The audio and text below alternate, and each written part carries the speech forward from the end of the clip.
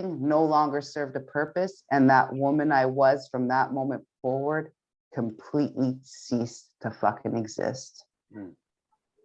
Now hold on, let me stop you right there, because there's a few things that I noticed. We actually got sober around the same time. I got sober I think about maybe 5 months. So when you mentioned November, I was just getting sober November of 2016. 2016. Yeah. Okay. So that's a good thing. Number two. That's a little connection we got. Yeah. And then the 10. I started at 12. Well, I wasn't doing drugs, but I was more or less drinking.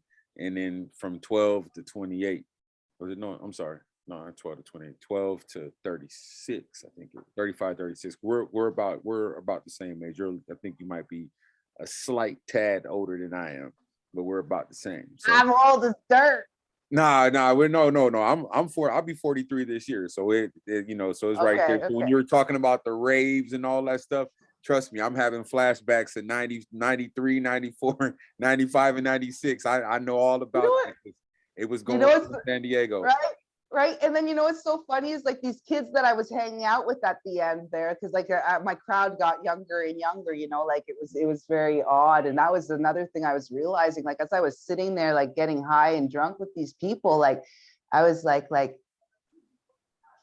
if I wasn't getting high and drunk with these people, I wouldn't even fucking give them time of day on this. I wouldn't even say hello to them. I wouldn't even smile at them. We have nothing in fucking common, like these kids.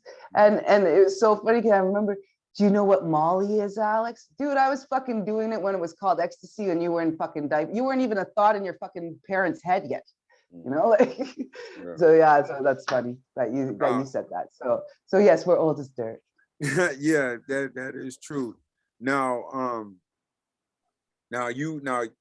first off, thank you for sharing that. I didn't have to ask no questions, despite the fact that all those questions was basically what you answered. So, like I said, that's why I didn't interrupt you, because it was almost in the order. Now, one question I wanted to ask you is: did you ever run into any law, issues with the law?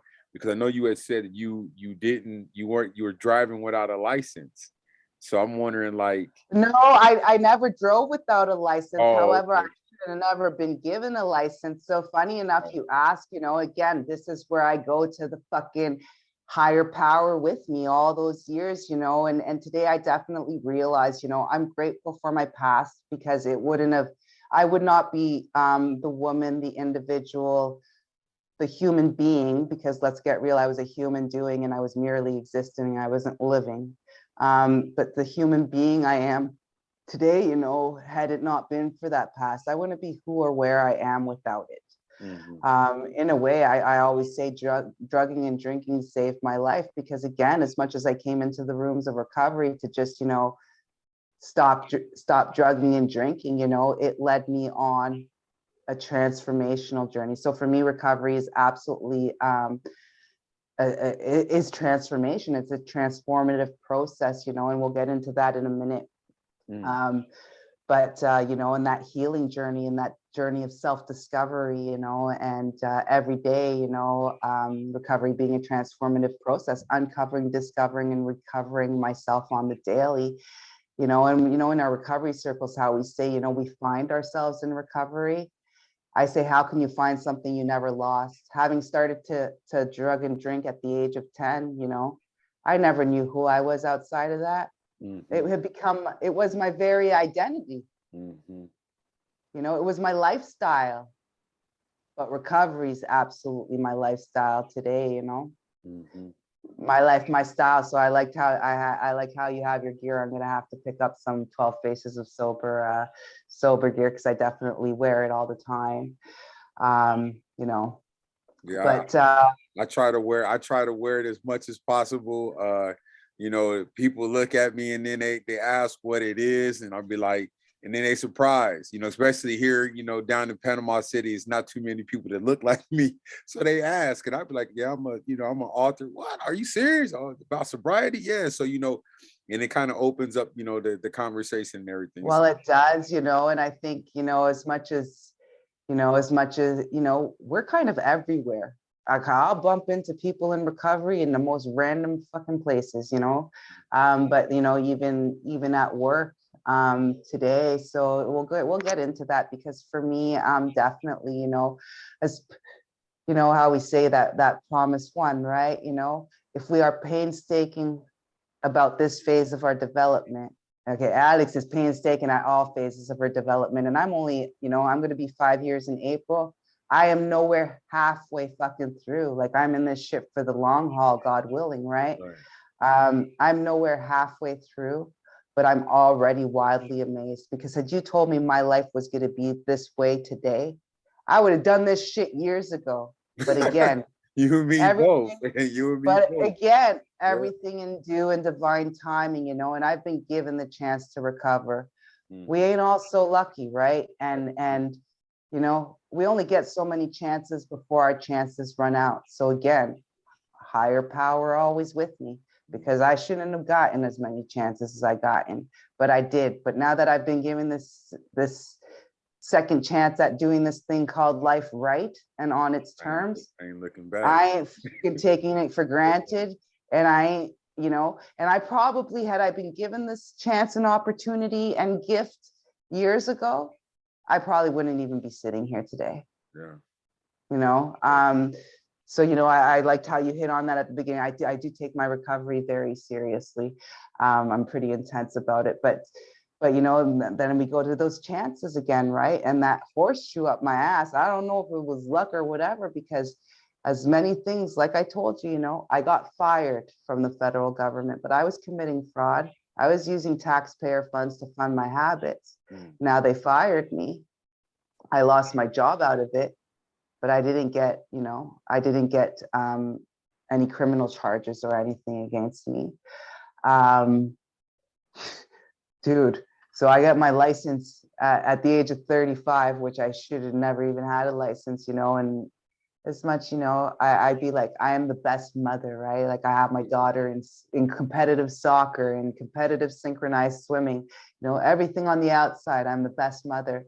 Meanwhile, you know, I'm driving drunk and high everywhere, fucking doing rails in the freaking bathroom at her soccer practice, you know, like, this is, to me, this is all fucking normal at this point. This is fucking horrible. Like, today, when I think about it, like, not only am I putting myself in danger, other people's, but my own daughter's life in danger all the time, you know, and not thinking those consequences, right? And that powerlessness of the mind, you know, completely losing my mind and any judgment right out the window, you know. And I remember one night, you know, lucky enough, I had been up for about three days, you know, and I almost ran over. I didn't see him. I was driving my dealer's Beamer, actually, with him in the car and two of our friends in the back. And I did not see the cop trying to flag me over to pull over. And he's going like, I almost ran the fucking dude over. So finally, they're like, dude, there's a cop there. He's telling you to fucking move over to the side of the road. Don't fucking, like, you almost just hit him, right? And he's like, I didn't see him though. Like, he jumped out in front of the fucking car. But luckily enough, you know, those 3 days that I was up, you know, I drank considerable amount of fucking alcohol in those 3 days. But, you know, my thing was the cocaine, you know, like, if I didn't have the cocaine, I wouldn't be drinking. It's because I always had the cocaine, I was drinking. So it just went hand in hand, and then so the cycle continued, right? But he didn't give me a breathalyzer, you know. I think too, he took my ID and he saw how old I was. So he actually pulled me out of the car and started referring to me as Madame, so Ms., you know, like Madame, and referring to me by my last name as opposed to my first name, and pulled me out of the car. And instead of making me do a breathalyzer, he made me do a pen. Have you ever fucking heard of a pen test? Oh, you talking about they go like that and stuff? Yeah, dude. I was so fucking high on coke for 3 days that, like, and my favorite color pen too, purple. Oh. Shit, my eyes following that shit. Like, I got that down. I got in the car. They thought we were done. And he's like, no, he told me to get you guys home safely. Let's go. You know, I will never do that again. That was such a close call. Fucking every day afterwards, you know. Like, you know, like that shit, like those kinds of instances left, right, and center happening, like where I should have clearly been taken off the streets or clearly, you know, had some kind of criminal charges against me. Younger too, I got into trouble. You know, I was shoplifting at a very young age because I always had to have that shit right away, right? My mom couldn't afford it. Plus, she was gone. I almost got her taken away from. I almost got us taken away from her because she was gone on a flight, and I got caught shoplifting.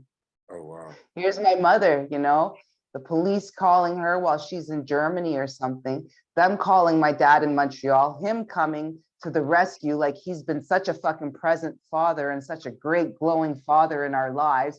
But Carol's not in town because she's actually fucking killing herself working for her daughters to provide for them. And here's Alex getting arrested, Children's Aid getting involved, me almost getting me and my sister taken away from my fucking mother because she left us at home alone, you know. Anyways, like, you know, and I almost lost my mom too. I was 12 years old and she got breast cancer, you know, and I look at this today and I just cannot even believe this, you know. She was, and back then, you know, science, technology, modern medicine, it wasn't, you know, this is still 12 years, this is like the early 90s, right? And she, we almost lost her, you know, we almost lost her. And there I am still treating her. And I always remember her always saying this when I was younger, you know, I'm the only white woman who is a slave to 2 Black children, you know, like, because I literally treated her like that. She was so sick. She was undergoing chemo and radiation at the same time. She was so sick. She underwent 2 surgeries in the same week. Like, and here I am, not even giving it a thought or a care in the world. Like, she's fucking totally healthy and fine and normal. And still treating her like the one to like do everything, you know? So it's just a spoiled fucking brat, you know? Greedy, spoiled brat, and like really a brat. Like I took such advantage and took my mother for granted, took life for granted. But yeah, so I go into that today, like that. When I look back on that, like as a child, like holy shit, you know, those character defects, I'm telling you. They were and let's get real, you know, in recovery, like we don't, we're never really rid of our character defects, right? But I'm able to identify them now and stop them dead in their tracks before they transpire or become that intolerable, inexcusable, unacceptable, and deplorable reaction anymore, right? And I think the consequence through. You know, I am able to stop them dead in their tracks. You know, so again, going back to that recovery as a transformative process. So, you know, I came into the rooms of recovery, I was 225 pounds. 3 weeks into it, you know, I had already started changing my lifestyle, my daily routine somewhat, you know. I'm starting to do the meditation and prayer in the morning. You know, today I call it my recovery devotional or my recovery ritual. You know, it's my 1 hour in the morning where I do my prayer meditation. Today it's checking in with my sponsees, checking in with other recovering alcoholics and addicts, you know, whatever. All my friends today, if you're not in my family, you're in some way, shape, or form, regardless of pathway to recovery, you're in recovery, you know. That's who I surround myself with today. And so, you know, reaching out to my network and my people, and doing, you know, positive affirmations, interpreting positive affirmations, doing my own daily reflections on all the reflections in the literature I just read. And, you know, today really asking, so my concept of my higher power has evolved over my almost 5 years too. Today, a God of my own understanding is God. But, you know, finishing it off, thy will be done, you know, everything is outside of my control. Remember, I used to have such a big ego problem. I was better than everyone. You know, today I'm but a mere speck in the grander scheme of things, you know. It's not up to me. Nothing is up to me. It's all God's will and way for me today.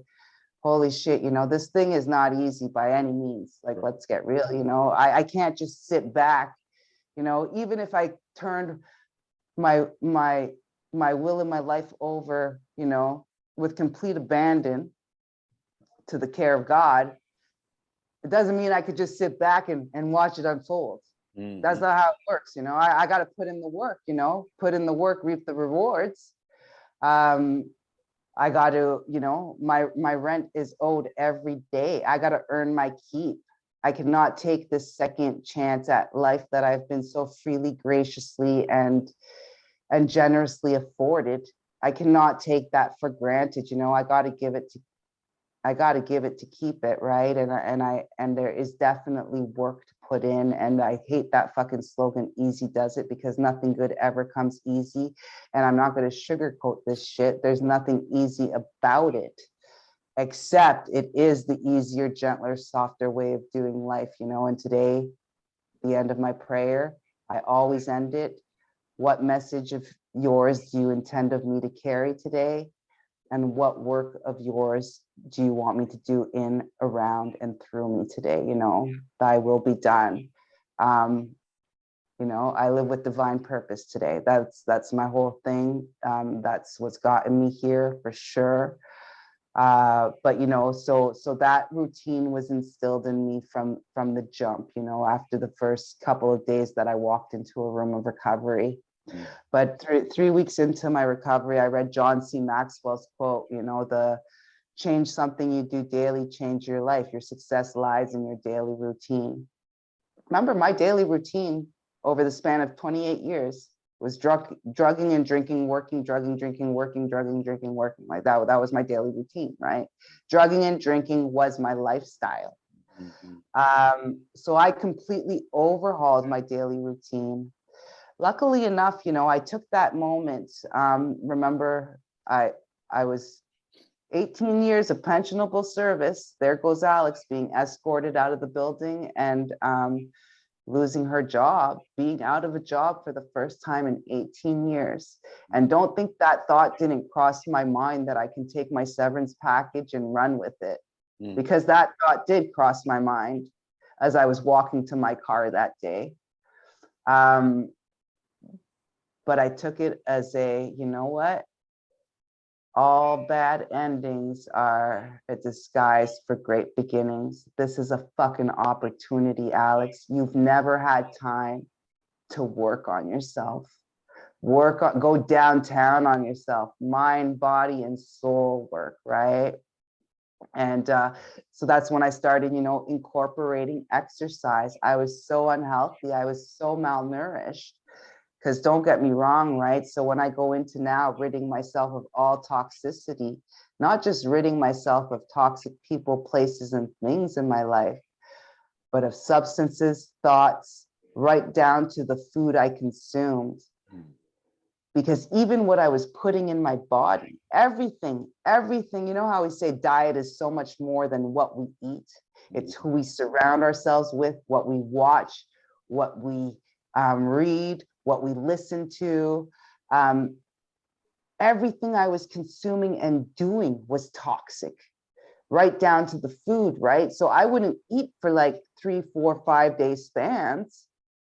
But then came that minute of somewhat clarity where Alex told herself, maybe you should, you know, nourish yourself a little bit with some food, you know, take an hour or two nap and get the party start, you know, get that whole cycle started again.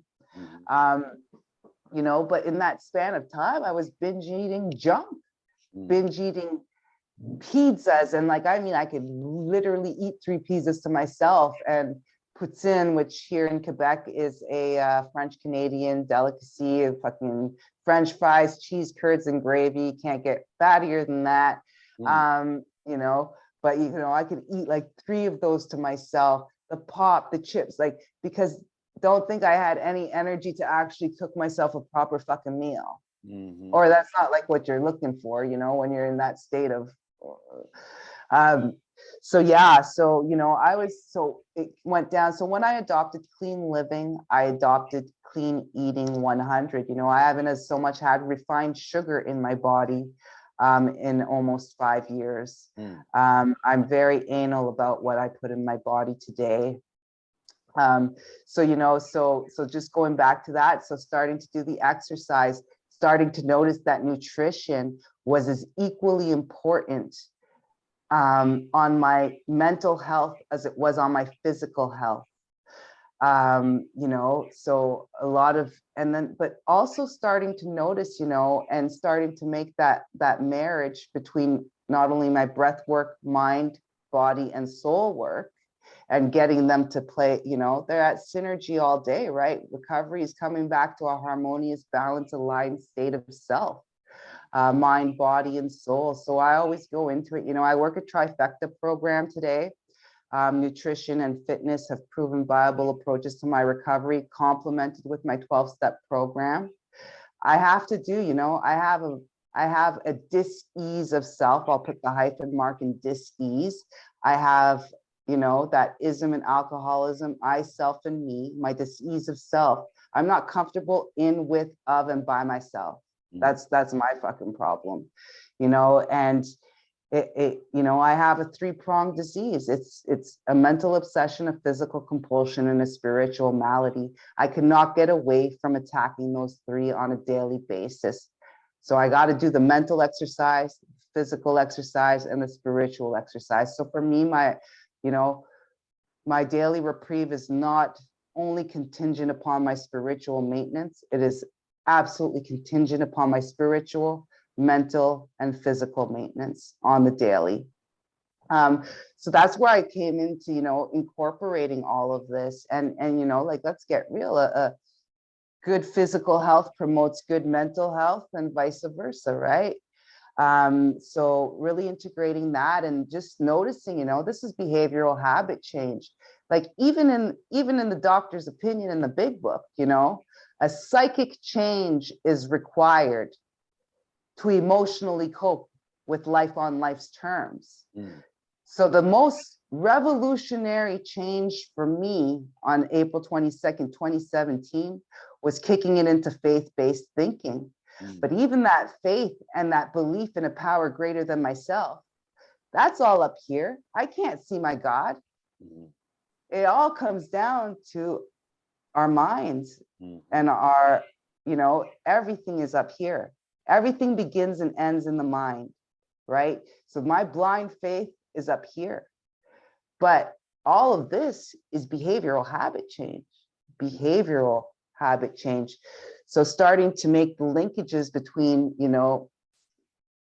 psychology, fitness, and nutrition, and making those, sustainable lifestyle and health conscious choices for myself, recovery absolutely not being just about abstinence, but about improving my quality of life and my health and my wellness and my overall well-being.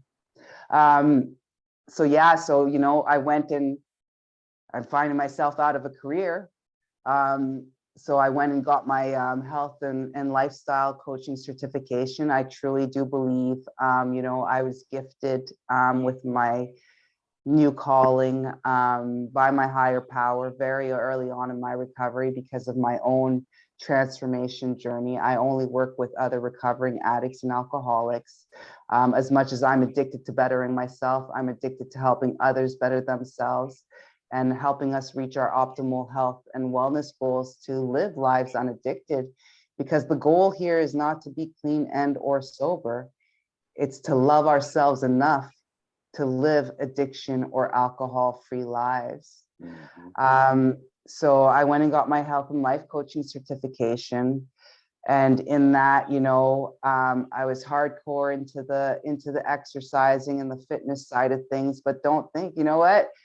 I might have raved myself to a life of addiction, but I'll tell you what, my hip hop cardio, I danced myself back to health all those years later and found the joy in dance again that I had lost at such a young age. In my dance career, I always thought the only way I could dance was to be shit-faced fucking off my rocker.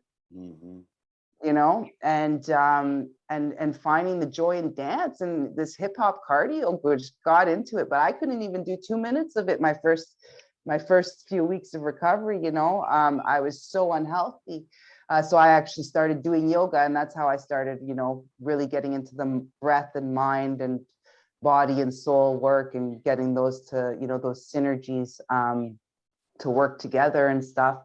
But you know, I didn't pick up I would actually make the jokes actually early on in recovery. I was seeing all these musclehead recovering addicts on Instagram, you know, at the gym and stuff, and I'd be like, oh, they're muscleheads, you know. I'm a yogi or whatever.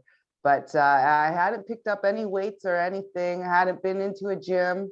And don't think, you know, it happened overnight. About a year later, somebody that I had met online. So I've met quite some positive, influential role models and mentors. You know, a lot of my work is influenced by very, very early on. I was 30 days into my recovery. I met Marv from One Rep at a Time out in San Diego. You know, recovery is a workout your recovery. I get that from him. Eight balls, you know, weight balls, not 8 balls. But you know, 1 rep at a time. And then I had met a beautiful, beautiful sober sister out of Boise, Idaho, Carly Young. And she was somebody I really looked up to, not only in terms of her sobriety, but you know, she was a business owner. My ultimate goal is to open Canada's first recovery-based gym. So she is a gym owner, you know, but she also has a competition team, Team Carly's Angels. And she actually put it in my head. Have you ever thought about competing? I never thought about competing. I didn't even know I'd be where I am today. You know, my life, when I say my life today, I never even 5 years ago, the life I'm living today wasn't even fathomable, wasn't even plausible, thought possible. It was unimaginable. I've never even dreamt of the life I live today, you know? So she asked me, you know, have you ever thought about competing, going on stage? Shit, I was 225 pounds the year before, you know, getting on a bikini and going on stage, but it's so much more than that, you know? And when I say how I approach one thing is how I approach everything. Those 12 spiritual principles, what they have done for me as a person, you know, I don't only practice them in all my affairs, I apply them in all facets of my life. So when people ask me if bodybuilding is integral to my recovery, it is not part of it is one and the same. It is intrinsic to my recovery. You know, how I approach it, like, so, you know, like, let's get real. Last winter, you know, I went into a deep depressive state. Our work is never done. I was starting to notice my addictions and my behavioral patterns and my character defects starting to resurface and morphing into new forms of addiction and unacceptable behaviors, you know. And I was in a deep depressive state, and I had to pull myself out of it. And I realized I was at a juncture point in my journey, you know. And when we say our work is never done, and this is daily, ongoing, lifelong, you know, I don't understand the people that, no offense to anybody that uses it out there, but I will debate it ad nauseum, actually, when I hear the word recovered in a past tense, because it is a transformative process. You are forever recovering. You can't say at this point I'm recovered, you know. So and even in the big book, it uses it in the past tense at one point, and I'm like, there's no way you could be recovered if recovery is approached as a transformative process. So yeah, you know, daily, ongoing, lifelong, my work is never done. And I was at a juncture point, you know, where something had to give, you know. And I realized, okay, listen, you know, for me, again, the outcome, it's not up to me, right? The outcome and the results are all up to my higher power. You know, I just keep doing the next right thing. The next right thing is bound to happen. You know, and that's even how I approach every competition I go into is a new journey. I never compare it to the last.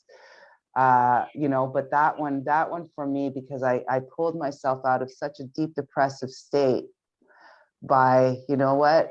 Okay, you need to go back to basics here, Alex. You want to go for your pro card in December? Now you're going to go profound to grow pro in all areas of your life, you know? So I went and got a mindset transformational coach. Shit that I thought, you know, 2 years beforehand in my recovery, shit that I thought I had forgiven or I had accepted. I really had it, you know, I had to go back and do that inner child work and that subconscious mind work, you know, and start identifying those areas and healing them. I went back to basics, got a new sponsor, reworked a formal round of step work, you know, and really went profound to grow pro and you know, not going for the results or the outcome because that's out of my hands. But who is the Alex, you know, who is the Alex that I am going to portray on stage? What do I want to convey? I want to convey that I'm pro Alex, but that's pro in every area, right? So again, it goes back. So that's how I just, you know, how we approach one thing is how we approach everything, you know. So in that, you know, with the whole fitness and nutrition and everything component, you know, and recovery being a lifestyle, to attain long-term recovery, like let's get real, there's this lifestyle management, right? So I decided to launch because there was nothing like this in Canada. You know, it's all over the States. There's some amazing you know, organizations out in the States, whether it be, you know, Recovery, Temperance Training, the Phoenix, and all over, you know, even in Europe, it's pretty huge. But there was nothing in terms of the sober active movement in Canada. So I decided to launch with, you know, another very, very influential person in my life and instrumental in my own personal recovery. My friend Tom Shanahan in New York, who's actually the author of Spiritual Adrenaline, a Lifestyle Plan to Nourish and Strengthen Your Recovery. You know, and I always say that's, you know, besides the basic text and the big book, and that's the only other piece of literature that I've read in the last 5 years, you know, but I'm starting to expand. I'm gonna have to get your book. I'm interested. But yeah, I'm gonna start expanding my reading here because, you know, I know those ones out inside and out now, word for word. But no, so, but they did save my life, you know, but his book and, you know, he's just been such a huge inspiration to me. So, you know, he put it in my ear. He was like, Alex, like, you're pretty inspirational, your journey, you know, you have the energy, you have the drive. He's like, have you ever thought of, and then, you know, COVID hit. And COVID hit, and now was the time, you know, people were sitting at home idle. There was no more in-person meetings. So I launched Sober Active Canada, which is a national nonprofit recovery-based community for those addicted to bettering themselves. You know, open to all A's, always. So any addiction, any pathway to any stage of recovery. It's for like-minded individuals, you know, a judgment-free zone. You know, not only sharing, so I do feature other, you know, recovery, what I like to call recovery MVPs. So some amazing Canadians doing amazing things for the recovery community in Canada. But let's get real with the pandemic. You know, don't let the Canada in the name fool you. It's recovery without borders at this point. You know, so I do share the platform to share other people's experience, strength, and hope, and carry messages of health, hope, and healing. What I like to call the sober grind. So people that incorporate, you know, the mental exercise, the physical exercise, and the spiritual exercise. and, sharing stories of how they nourish and strengthen their recovery on a daily basis, and their lifestyle management plan, in their recovery. But also we host locally and virtually based events now, which are, either introductory yoga or light stretching sessions with some guided meditation, coupled with a 12-step style format meeting or healing circle, so a recovery meeting, but all about, self-care is an important phase of recovery, fitness in recovery, nutrition in recovery, those kinds of things. And then going into self-care, self-care is not just about chocolates and bubble baths. There's absolutely 6 elements of self-care, social self-care, connecting like we're doing here today, connecting with community, fellowship, what have you, spiritual self-care, mental self-care, physical self-care. I think I just hit 4. And practical self-care, and social self-care. So, hitting on those elements and the different things, journaling, the different tools that you can employ, journaling, boundary setting. Again, the importance of diet being so much more than what you eat. It's everything you fucking consume and surround yourself with, right? So I do have those events, which are free of charge. This is my ultimate service work. So it is my nonprofit baby. We're growing one recovery all-star at a time. I'm so stoked about where it's gone, and to be able to provide this resource and this community to people, I think it's so important because, at the end of the day, the opposite of addiction is absolutely connection. And I know how scary it can be to reach out, but there's so much courage and strength and vulnerability. Like I've been there, there's so much courage and strength and vulnerability. And this is what I want people to recognize, because if you don't like what I said here in this podcast interview, or, you didn't like the room you sat in today, or the peer support group you went to, or the podcast you listened to, or there is a flavor out there for everyone. Keep reaching out, keep connecting, keep going until you find your network and create that network for yourself, or that community, or where you feel comfortable. We're everywhere, and we come in. There's so many different pathways to recovery, that connection piece is so important. Without the power of we, there would absolutely be no me today. And, I always say recover we. I put the WE at the end. Recover we builds community, and not only unity coming together, but through various means of communication, right? So to be able to provide a community of like-minded individuals, and that lifestyle management resources for long-term recovery, like to me, it's my passion today, again, going back to the fact that I really truly do believe my higher power gifted me with my calling, right? And it was the health and lifestyle coaching, complete change of career path. However, let's go back to, you will be amazed before you are halfway through. And they do materialize. Those promises do materialize. Granted, we work for them, albeit sometimes slowly, sometimes quickly. They do materialize, because I'll tell you, a year and a half into my recovery, a year and a half after stepping on my first competitive bodybuilding stage and placing second novice fitness model right off the bat, a year and a half of being unemployed and not thinking I was ever going to go back to the government of Canada, somebody was watching my story, on social media and reached out to me on social media. Again, another angel put on my path.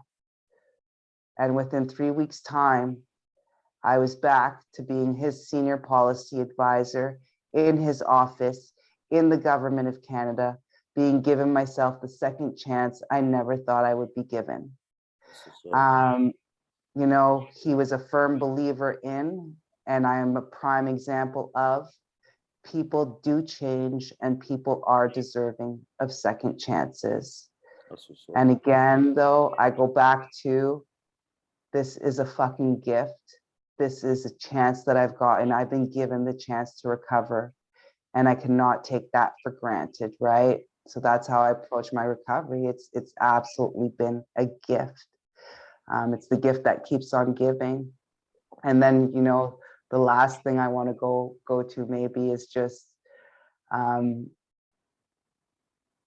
know, going back to what we were saying at the beginning, you know. Sorry, I just lost my train of thought, everyone. So I was trying to like do that all like incognito, like I was like going to catch up in my head what I was thinking about. But you know, real transformation requiring real honesty. That moment I made admonition to self, that moment of revolutionary change where I went into faith-based thinking. Again, everything beginning and ending in the mind. You know, what a great, oh, this is what I was going to hit on. What a great concept, great paradox. You know, I ceded my power by claiming powerlessness, in direct return being empowered to make every powerful fucking decision from that point forward on April 22nd, 2017. And then how I like to wrap it up, because you know, for me it was a problem of self-respect, problem of, you know, disregard for my health and wellness. No more self-care, not caring for myself. Let's get real. Self-respect. Self-care is self-love. Self-love is self-respect, and self-respect is self-discipline. And once you have those 4 things under your belt, there lies true fucking power. That's your higher self and power right there, you know? So I guess that's where I want to end it, you know? If you guys are listening today, if you're new to this, again, like I said, if you didn't hear what you needed to hear, there are other podcasts out there. This guy, Kenneth, is doing them on a rotation. He has other guests. Keep listening, keep tuning in, keep listening. Experience is our teacher, whether it be your own lived experience or someone else's experience is absolutely our teacher. So like I said, keep reaching out, keep connecting, keep finding your flavor. There is a flavor out there for everyone. I can't be everything to everybody. I get that today. And you know, if you're new to this and you can't believe in yourself, know that the simple fact that you just listened to this interview with me, I believe in you, Kenneth believes in you. There's a whole community out there that believes in you, and we'll keep on believing in you until you can. Because I'll tell you what, we are all so very worthy of this better life that awaits. We are the greatest projects that we'll ever work on, and just got to start believing. True. Well, Alex, thank you. I appreciate you for definitely sharing. I'm surprised to a definitely excuse me, to a higher degree of some of the information that you shared with me today, and I really do appreciate it. Especially just some of the topics can be very touchy, and you know, most people aren't just truly comfortable just coming out and saying it. So I do appreciate that. And where can they follow you so that so they can get inspired and continue to, you know, get that good information? So over at Sober Active Canada, easy enough on Instagram. And then my personal handle on Instagram, Alexey, ALXEY Talbot, TALBOT _ healthy XXL, which stands for Healthy Living Life Large. because this is what my journey is. I'm on a journey towards healthy living life large, and that journey encompasses all my journeys, you know, whether it be my recovery journey, my spiritual journey, my transformation journey, what used to be a weight loss journey to today, my fitness journey and my health and wellness journey. It's just under the broader journey towards healthy living life large and living my best life and being the absolute best that I can be, and just better than my yesterday's self, you know, creating that quality of life in which both me, my daughter can grow, prosper, and thrive together. Most definitely. And I'll make sure to put all your links and everything in the description as well, so they can find you a little bit easier. But once Awesome. again, like I said, I appreciate you coming on. I appreciate you sharing all the information. Thank you so much for having me. Thank you so much for having me. Keep doing this. This is awesome. You know, I think these platforms are great. So again, thank you from the bottom of my heart for allowing me to share my experience, strength, and hope with your viewers. Most definitely, because I wanted to just tell you this. This is definitely a dream come true, because like I said, I have my bachelor's and master's is in communications. I've always had a dream of working in radio. And so now they don't really do too much radio. Now it's virtual. So it's cool to do. Well, so we just have another connection. My background is in communications. Yes, yes. My degree is in communications, and it's funny. You know what I say? I used to, like, yes, I'm a paid spin doctor, but I used to spin doctor my own fucking life. I knew how to spin it. For sure, for sure. Yeah. So like I said, this concludes another wonderful episode of 12 Faces Sober Speaks podcast. I'm gonna be honest with you, I ain't had to work. I let Alex do all the talking because I knew she had a lot of good information, and that's why I didn't interrupt. So like, again, Alex, thank you so much for coming on. Thank you for blessing the show with a lot of information of your own personal life and struggles and how you are doing so much better today. And you are absolutely right. There are people out there that's looking out for us, that want to see better, but you got to, you have to work hard too. You can't just sit back and think that people are going to hand it to you. So I commend you, and continue to strive to be better, continue to bless people, you know what I'm saying, and get them energized, healthy. Like I said, the same thing too. I mean, I shouldn't say this, but we probably weighed about the same during the time that we were drinking, and now I'm about 185. So I feel a whole lot better too. I probably lost about a good 40 to 55 pounds in my sober journey. So it feels I always say it's not about the weight loss, but the life gained, you know. Oh, yeah. And I might be half the size. But I'm 2 times the woman, individual, mother, and human being I ever was. All right. Well, thanks again. Like I said, this concludes another episode. And just stay tuned to the next one, because like I said, I'm gonna get better with time, and I'm gonna continue to have guests and let them share their stories, because this is what it's all about. Stay sober, everybody. Y'all have a good one. This is 12 Faces Sober. Thank you.